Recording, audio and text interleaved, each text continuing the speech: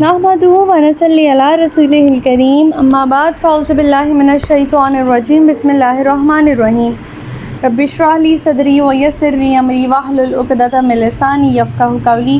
अस्सलामु अलैकुम व रहमतुल्लाहि व बरकातुहू। सिरातुल मुस्तक़ीम में आप सबको खुशामदीद।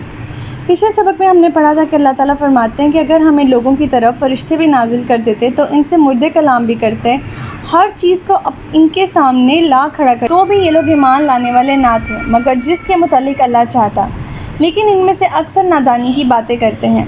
इसी तरह हमने शैतान सीरत इंसानों और जिन्नों को हर नबी का दुश्मन बनाया जो धोखा देने की गर्ज से कुछ खुश आइंदा बातें एक दूसरे के कानों में फूंकते रहते हैं, और अगर तुम्हारा परवरदिगार चाहता तो वह ऐसा ना कर सकते। सो इन्हें इनके हाल पर छोड़ दीजिए, और इन बातों में भी जो वो इफ्तरा करते हैं। वो ऐसे काम इसलिए भी करते थे कि जो लोग आखिरत पर ईमान नहीं लाते इनके दिल इधर माइल हों, नीस वो इसे पसंद कर लें कि वो बुराइयां करते चले जाएं जो वो अब कर रहे हैं। फिर अल्लाह ताला फरमाते हैं कि इनसे फरमा दीजिए कि क्या मैं अल्लाह के सिवा किसी और को मुनसिफ तलाश करूं, हालांकि इसने पूरी तफसील के साथ तुम्हारी तरफ किताब नासिल की है, और जिन लोगों को हमने किताब दी है वो जानते हैं कि ये किताब आपके परवरदिगार की तरफ से हक़ के साथ नासिल हुई है, लिहाजा आप शक करने वालों में शामिल ना हों। फिर अल्लाह ताला फरमाते हैं कि आपके परवरदिगार की बात सच्चाई और इंसाफ के एतबार से कामिल है, इसके फ़रामीन को कोई तब्दील करने वाला नहीं, और वह सब कुछ सुनने वाला और जानने वाला है।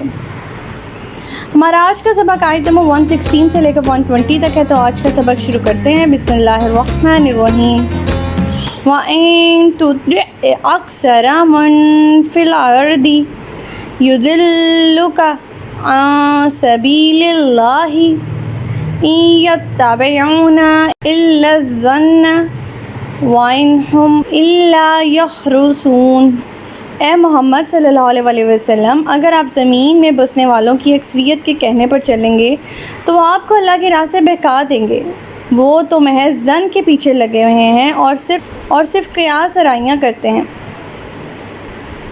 अक्सरियत का मज़हब महज तक़लीद और वहम और क़ियास पर है। यहाँ अल्लाह ताला ये पॉइंट समझाने की कोशिश कर रहे हैं। माशरे की अक्सरियत जाहिल अवाम पर मुश्तमिल होती है।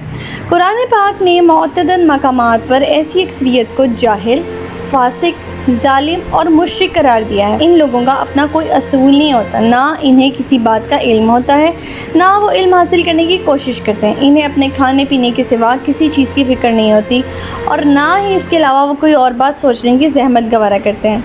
इनकी ज़िंदगी गुजारने का तरीका ये होता है कि जिस रुख लोगों की अक्सरियत जा रही है बस उधर ही चल पड़ना है। किसी बात की तहकीक नहीं करनी, ना ही करने की सलाहियत रखनी है, ना ही कोई इंटरेस्ट शो करना है। अक्सरियत की तबाह हमेशा गुमराही पर मुश्तमिल होती है, इसीलिए आपको और मुसलमानों को इनके कहने पर चलने से रोक दिया गया है। इसके बरअक्स अल्लाह की हिदायत का रास्ता सिर्फ़ एक ही है और हमेशा से एक ही रहा है और एक ही रहेगा, सिरात मुस्तकीम।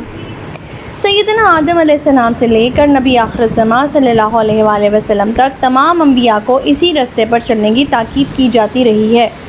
लिहाजा तालिब हक़ को हरगिज़ नहीं देखना चाहिए कि दुनिया के लोग कहाँ जा रहे हैं, बल्कि पूरी साबित कदमी के साथ इस राह पर चलना चाहिए जो अल्लाह ने बताई है, सिरात मुस्तकीम। ख्वाह इस रास्ते पर चलने वालों की तादाद कितनी ही कम क्यों ना हो। आयत नंबर 117। इन्ना रब्बका हुवा अलमु मन यदिल्लु अन सबीलिहि व हुवा अलमु बिल मुहतदीन। बिलाशुबा तुम्हारा परवरदिगार खूब जानता है कि कौन इसकी राह से भटका हुआ है, और वह हिदायत पाने वालों को भी खूब जानता है। आयत नंबर 118। फ़कुलू मिम्मा ज़ुकिरा स्मुल्लाहि अलैहि इन कुंतुम बिआयातिही मुमिनीन। ए ईमान वालो, अगर तुम अल्लाह की आयत पर ईमान रखते हो तो जिस चीज़ पर अल्लाह का नाम लिया गया हो इसे बिला तकल्लुफ़ खाओ।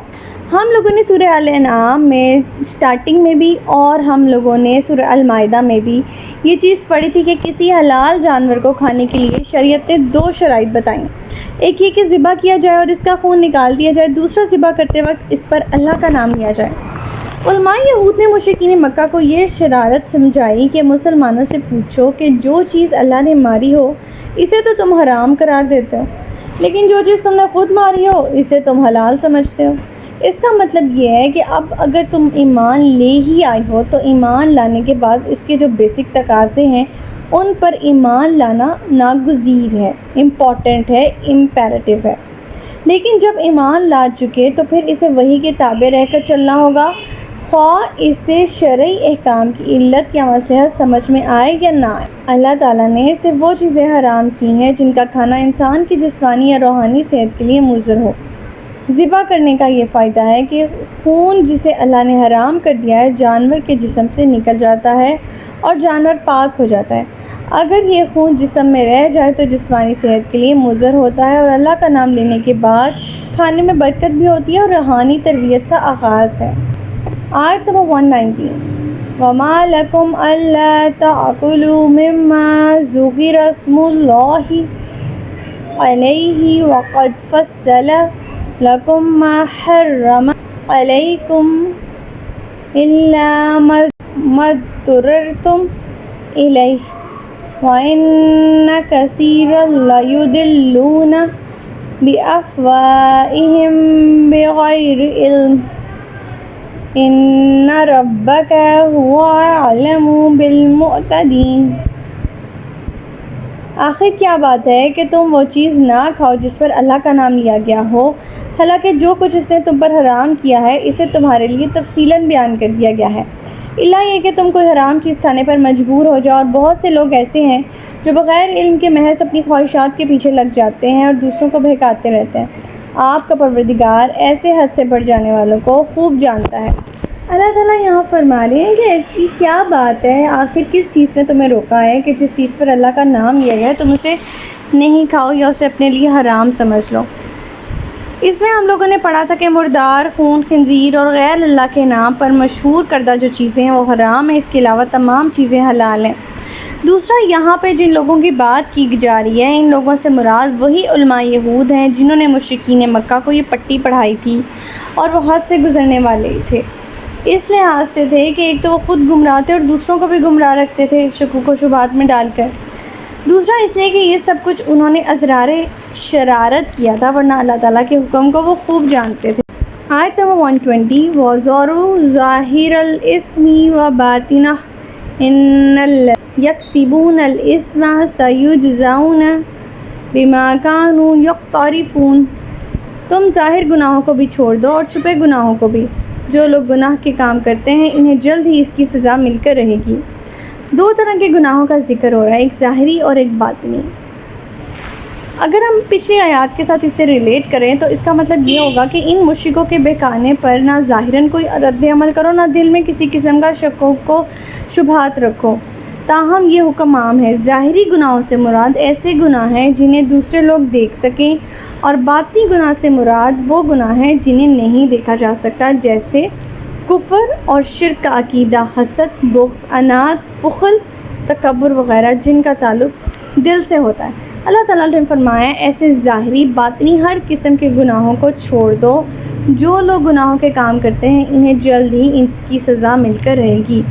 تو ہمارا آج کا سبق یہیں تک تھا۔ اللہ تعالیٰ سے دعا ہے کہ اللہ تعالیٰ قرآن پاک کے احکامات پر ہمیں عمل پیرا ہونے کی توفیق عطا فرمائے۔